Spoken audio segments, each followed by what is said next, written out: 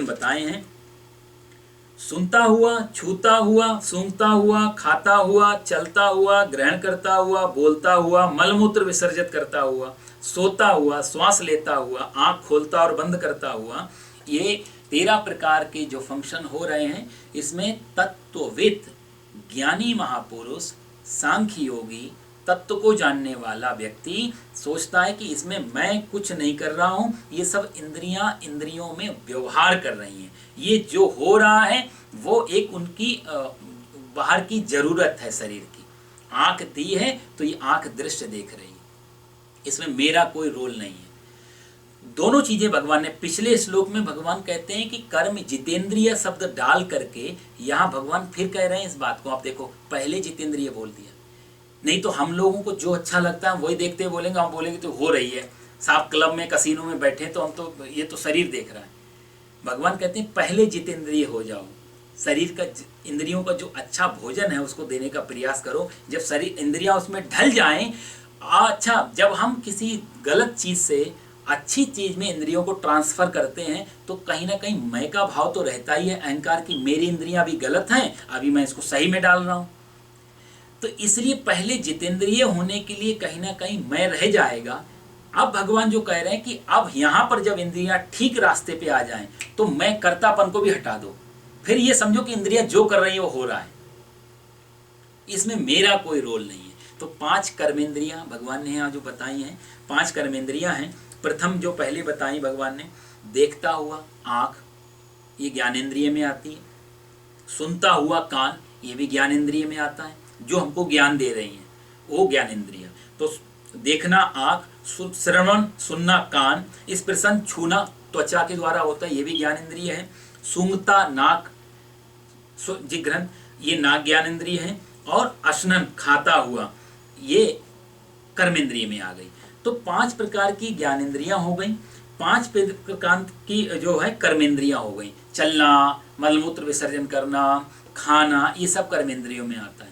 5 ज्ञानेंद्रियां, 5 कर्मेंद्रियां, ये टोटल मिला के हो गई 10। तो 10 कर्मेंद्रियों की भगवान ने बात की। फिर भगवान कहते हैं कि स्वपन, स्वपन जो सोना है वो किसी इंद्रिय के अंतर्गत नहीं आता, क्योंकि नींद जो है वो किसी इंद्रिय की बस में नहीं है।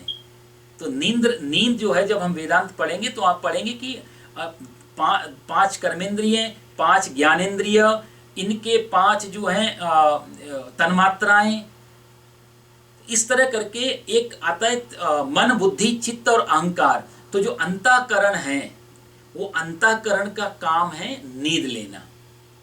नींद इंद्रियों के अंतर्गत नहीं है, इसलिए अंतःकरण को भी भगवान नींद के माध्यम से, सोने के माध्यम से जोड़ रहे हैं। वो अंतःकरण की का कर्म है। और श्वास लेना, जो भगवान कहते हैं श्वसन, श्वास लेना, वो भी इंद्रिय के का, नाक एक इसकी हेल्प तो करती है, लेकिन श्वास लेना, श्वास छोड़ना, ये प्राण के अंतर्गत आता है। तो हमारे पास में वेदांत के हिसाब से जब हम पंचीकरण आदि पढ़ेंगे तो पंचीकरण में ये पूरा शरीर का विज्ञान उसमें दिया हुआ है। तो उसमें प्राणों की संख्या बताई गई है। तो प्राण, अपान, व्यान, समान, उदान, ये 5 प्रकार के तो प्राण होते हैं। इनके भी फिर भाग हैं, 4 उपप्राण हैं, नाग, कृकल, कूर्म और धनंजय। तो ये 4-5 प्राणों के उपप्राण हैं। ये वेदांत आदि की चर्चा है। तो इसमें कहते हैं जो श्वास लेना, ये प्राण की क्रिया है। यहाँ 5 प्राण जो है ना, प्राण, अपान, व्यान, समान, उदान, ये 5 प्राणों में श्वास लेने का, क्योंकि प्राण श्वास हम नहीं ले रहे हैं भाई। आंख को तो आप जब चाहे बंद कर सकते हैं, कान को आप बंद कर सकते हैं, किसी भी इंद्रियों को आप शरीर से अलग कर दो तो कोई दिक्कत नहीं होगी। किसी भी इंद्रियों को भोजन देना बंद कर दो तो उतना दिक्कत नहीं होगी। लेकिन प्राण हमारे बस में नहीं है। ये जो श्वास लेना, श्वास हम नहीं ले रहे हैं, इसलिए भगवान ने इसको अलग हटा दिया। श्वास प्राण अपने आप ले रहा है शरीर से। श्वास यदि हमें लेनी पड़े साहब तो बड़ा कठिन काम हो जाएगा। थोड़ा मिनट 2 मिनट भूल गए श्वास लेना तो राम नाम सत्य हो जाएगी। तो वो प्राण की क्रिया है, इसलिए प्राण हमारे बस में नहीं है। तो प्राण तो परमात्मा की देन है, पर हम व्यवहार में, जीवन में बोल लेते हैं कि मैं श्वास ले रहा हूं। तो उसके लिए हमारे जो भाष्यकार हैं, गीता के जो भाष्य हुए, उन्होंने कहा थोड़ा सा इसी चीज का थोड़ा अलग अर्थ रख दिया। हालांकि भगवान श्री कृष्ण का भाव अलग है। वो कहते हैं कि जब प्राण की क्रिया है श्वास लेना, तो भगवान यहाँ मनुष्य के साथ क्यों जोड़ रहे हैं। तो उन्होंने ये कहा, जो विद्वान है गीता के, उन्होंने कहा कि कई बार जब हम प्राणायाम आदि करते हैं, गहरी श्वास लो, लंबी श्वास लो, कपालभाति करो, उस समय हम कर्ता हो जाते हैं श्वास लेने के। उतनी की क्रिया को शायद भगवान यहाँ श्वास लेने को जोड़ रहे हैं। लेकिन वस्तुतः गीता के अर्थ में जो मैंने और सुना महापुरुषों से, वो कहते हैं कि प्राणों की क्रिया को भी भगवान डायरेक्ट जोड़ रहे हैं, वो प्राणायाम के कारण नहीं, क्योंकि वो प्राण की क्रिया भी हमारे बस में नहीं होती है। और इसलिए भी जोड़ रहे हैं, अर्जुन को समझा रहे हैं कहीं ना कहीं, जैसे श्वास तेरे बस में नहीं है, तू नाक बंद करके बैठ जा, देख थोड़ी देर में तेरी जब श्वास आएगा तो अपने आप नाक से शरीर इतना जोर मारेगा, हाथ हटवा देगा। कोई आदमी नाक बंद करके नहीं मर सकता है, फांसी लगा ले, पानी में डूब जाए, आग जहां उसका जोर खत्म हो जाए, वो ऐसे तो आत्महत्या कर लेगा। कुछ सोचे कोई नाक बंद करके मैं आत्महत्या कर लूं, नहीं हो पाएगी कि मैं श्वास ही नहीं लूंगा। वहां पता चल जाता है कि मैं गुलाम हूं शरीर का या शरीर मेरा गुलाम है। नाक पे हाथ रख के और सांस बंद करके आप देखो, दम घुटेगा, शरीर अपने आप, कितनी भी ताकतवर आदमी सही, नाक से हाथ हट ही जाएगा, पूरा शरीर प्राणवायु मांगेगा, पूरा शरीर श्वास मांगेगा। तो प्राण हमारे बस में नहीं है। और हम लोग हमेशा बोलते रहते हैं ना व्यवहार में, एक महात्मा जी कहते हैं कि देखो, हम लोग व्यवहार में बोलते हैं लोगों को कि आप तो हमें प्राणों से प्रिय हो, आप तो हमें जान से ज्यादा प्यारे हो, आप हमें प्राणों से प्रिय हो। वो कहते थे कभी प्राणों ने सुन लिया ये बात, और वो कहते हैं अच्छा तुम्हें ये प्राणों से ज्यादा प्रिय है तो इन्हीं को रखो, हम चल रहे हैं यहाँ से निकल करके। और कहीं प्राण चल दिए तो साहब जिनके प्रिय हो ना वही ले जाएंगे तुम्हें, घर में ज्यादा समय नहीं रखेंगे, वो भी कहेंगे इनको हटाओ, अब तो बदबू आने लग जाएगी नहीं तो घर में। जो भी हमारे प्रिय हैं, धनानि भूमौ पशवश्च गोष्ठे भार्या गृहद्वारी जना शमशाने देहश्चितायाम परलोक मार्गे कर्मानुगो गच्छति जीव एका। जो धन जिसको हम अपना मान के चलते हैं वो बैंकों में पड़ा रह जाता है। धनानि भूमौ पशवश्च गोष्ठे, ये बड़ी बड़ी कारें, ये बड़े बड़े वाहन, ये सब गैराज में खड़ी रह जाती हैं। भार्या गृहद्वारी जना शमशाने, पत्नी बच्चे आदि दरवाजे तक साथ देते हैं। जना शमशाने, हमारी मित्र मंडली जिनको हम कहते हैं तुम बहुत प्यारे हो, वो शमशान तक साथ जाते हैं अर्थी के। यहाँ तो शमशान की व्यवस्था नहीं, अपने आप गाड़ी लेके पहुंच जाती है। जना शमशाने देहश्चितायाम परलोक मार्गे, सबसे नजदीक जो हमारा शरीर है वो भी चिता तक हमारा साथ देता है। परलोक मार्गे, ऊपर की यात्रा तो कर्मानुभव गच्छति जीवे का, कर्म का अनुसरण करते अकेले जीव को ही जाना होता है। साथी है मित्र गंग के जल बिंदु पान तक, अर्धांगिनी बढ़ेगी तो केवल मकान तक। परिवार के सब लोग चलेंगे सिर्फ शमशान तक, बेटा भी हक निभाएगा तो अग्निदान तक। सबका अपना अपना एक लिमिट है, एक बॉर्डर है, उसके बाद वापस हो जाते हैं लोग, उससे आगे उनके पास जा भी नहीं सकते। रात्रि गमिष्यति भविष्यति सुप्रभातम, ऐसा सोचता है जैसे भमरा सोच रहा है। मैंने आपको बताया कमल के फूल की, अच्छा सवेरा होगा, ये घूमूंगा फिरूंगा, हाथी आया फूल को कुचल दिया, उसने बात खत्म। हमारी भी जीवन की कल्पना रह जाती कि तुम्हारा सब, हम अपने को जोड़ करके विस्तार करके सोचते हैं कि ये सब जिस दिन प्राण निकलते हैं सब की असलियत खुल के आ जाती है, कौन कहाँ तक साथ देता। तो प्राण हमारे बस में नहीं है, इसलिए श्वास भी हमारे बस में नहीं है। अर्जुन को भगवान कहीं ना कहीं साइकोलॉजिकल ये बात बताना चाहते हैं। अब देखो उस समय संस्कृत भाषा या काफी कुछ ज्ञान आदमी को होता था तो शब्दों से बात हो जाती थी, व्याख्या की जरूरत नहीं पड़ती थी।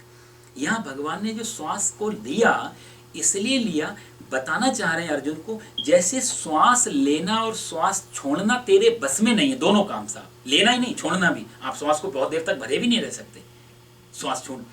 तो अर्जुन जैसे श्वास लेना और श्वास छोड़ना तेरे बस में नहीं है, श्वास आ रही है श्वास जा रही है, तू सिर्फ देख रहा है और हमें तो पता भी नहीं चलता श्वास आ रही है श्वास जा रही। ध्यान दिला दो तब पता चलता है, कभी श्वास रुक जाए थोड़ी देर तब पता चलता। ऐसे ही बाकी इंद्रियों में बरत रही हैं, बाकी इंद्रियों भी अपने फंक्शनल अपना काम कर रही हैं। ये ज्ञानी पुरुष ऐसा जानता है। तो ये जो भगवान ने श्वास लेना कहा, और फिर उन्मिशन और निमिशन नपी। उन्मिशन मतलब आंख खोलना और निमिशन मतलब होता है आंख बंद करना। ये भी कहीं ना कहीं जो प्राण है हमारे पंच प्राण, इनका एक उप प्राण जो मैंने अभी आपको बताया, नाग, कृकल, कूर्मदत्त और धनंजय, तो जो कूर्म नामक उप प्राण है, उस उप प्राण के अंतर्गत ये आंखों का खोलना और आंखों का बंद करना, ये उसमें आता है, उप प्राण में। तो ये वेदांत आदि में बड़े विस्तार से इसकी चर्चा की गई है प्राणों की। और एक धनंजय और प्राण होता है। इन 8-9 प्रकार के प्राणों से हमारा शरीर चलता है साहब।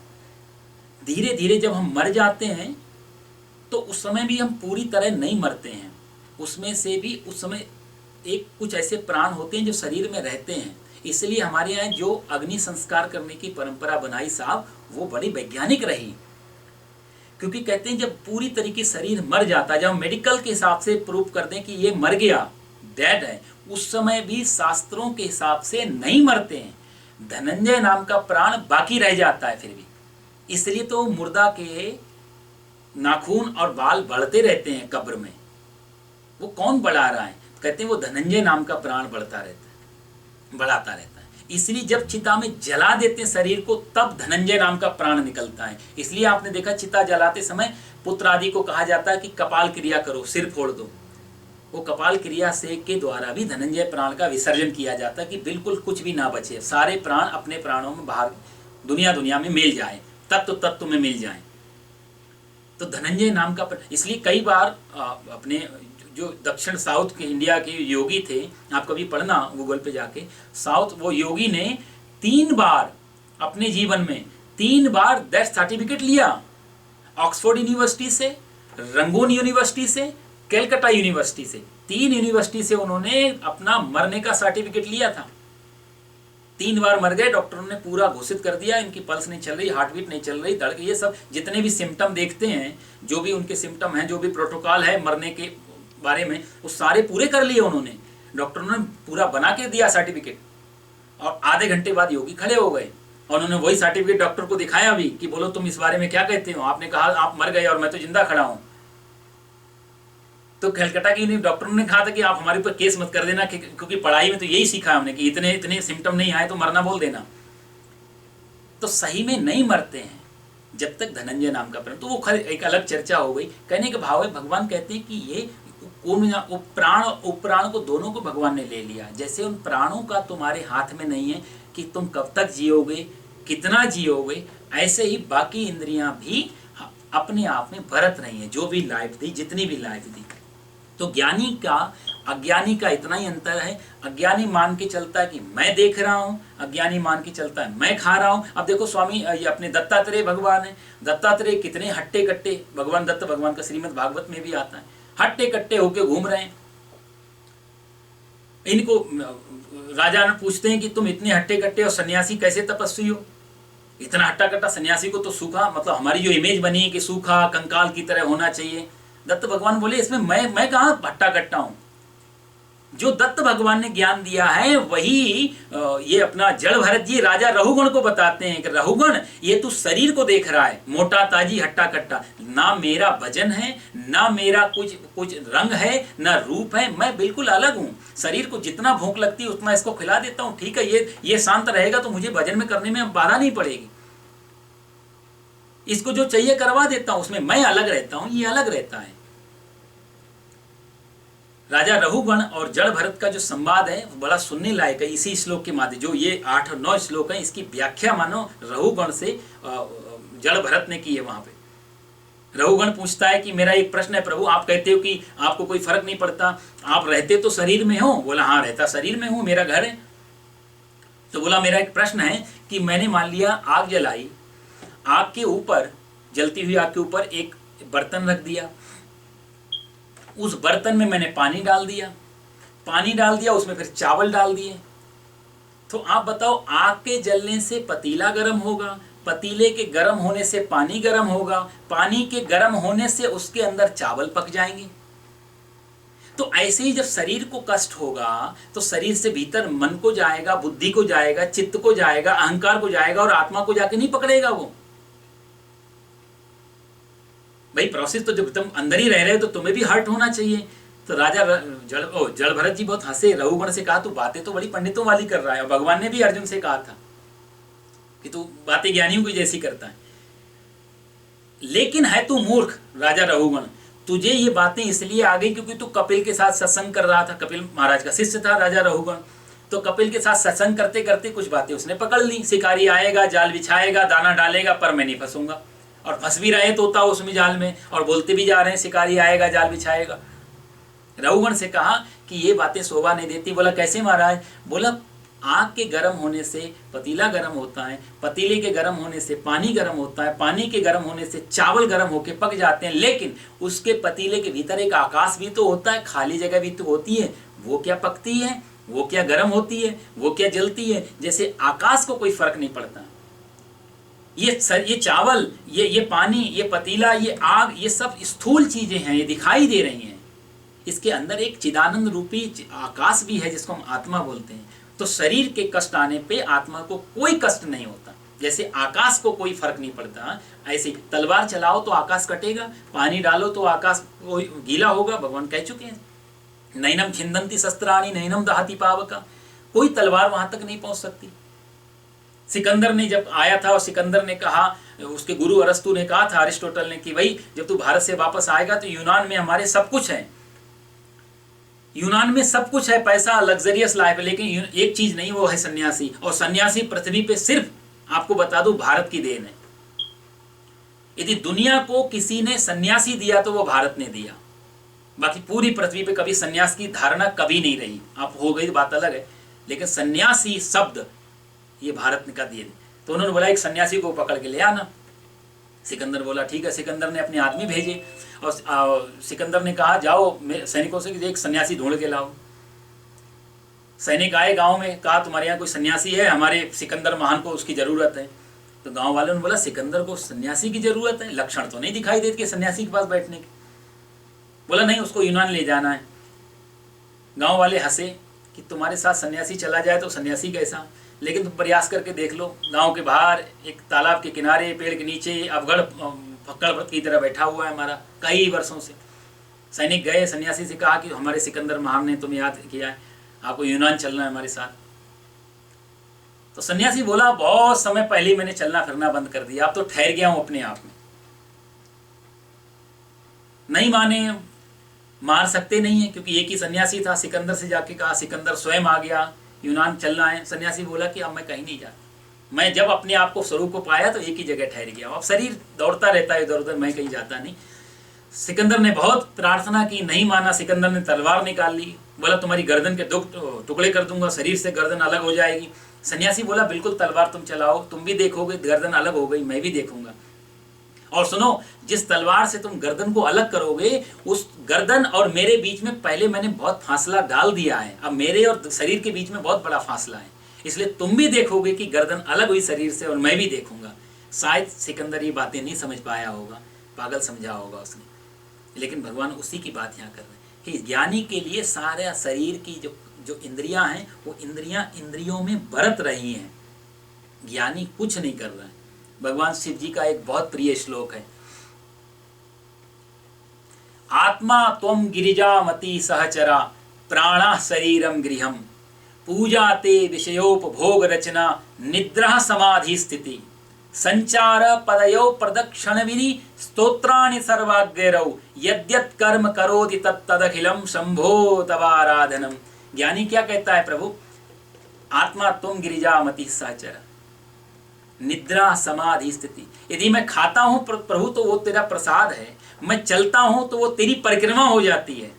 अब किसी मूर्ति या किसी मंदिर को ढूंढने का नहीं, जहां भी चल रहा हूं तेरी परिक्रमा में लगा हुआ हूं, जो भी खा रहा हूं तेरा भोग लग रहा है उसमें, क्योंकि अंदर तू ही बैठा है, मैं नहीं खा रहा हूं, तेरा भोग लगा रहा हूं। तुम ही निवेदित भोजन करही प्रभु प्रसाद पट भूषण धरही।